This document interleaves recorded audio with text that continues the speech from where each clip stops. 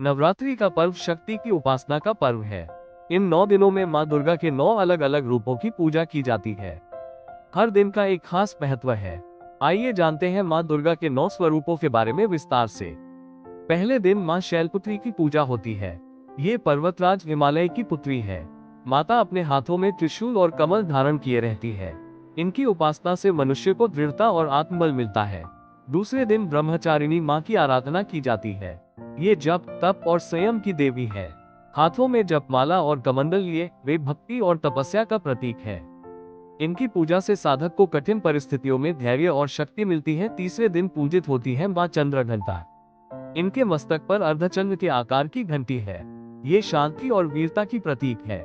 इनकी उपासना से भय दूर होता है और जीवन में सुख शांति आती है। चौथे दिन माँ कूष्मांडा की पूजा होती है। कहा जाता है कि उन्होंने ब्रह्मांड की उत्पत्ति अपनी दिव्य मुस्कान से की थी। ये जीवन में ऊर्जा और सकारात्मकता का संचार करती है।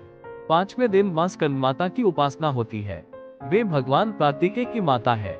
माता अपने गोद में स्कंद को लिए रहती है। इनकी कृपा से घर परिवार में सुख समृद्धि आती है। छठे दिन पूजित होती है माँ कात्यायनी। वे दानव महिषासुर का वध करने वाली वीरांगना है। ये साहस, विजय और न्याय की प्रतीक है।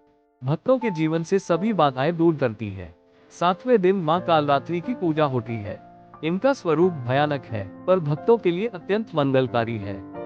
ये शत्रुओं का नाश कर निडरता प्रदान करती है। आठवें दिन माँ महागौरी की आराधना होती है।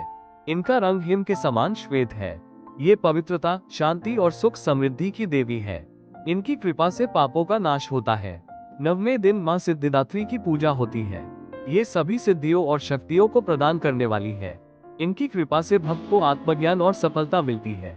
नवरात्रि में इन 9 रूपों की उपासना से भक्त को आत्मबल, शांति, समृद्धि और शक्ति की प्राप्ति होती है। आप सभी को नवरात्रि की हार्दिक शुभकामनाएं। जय माता।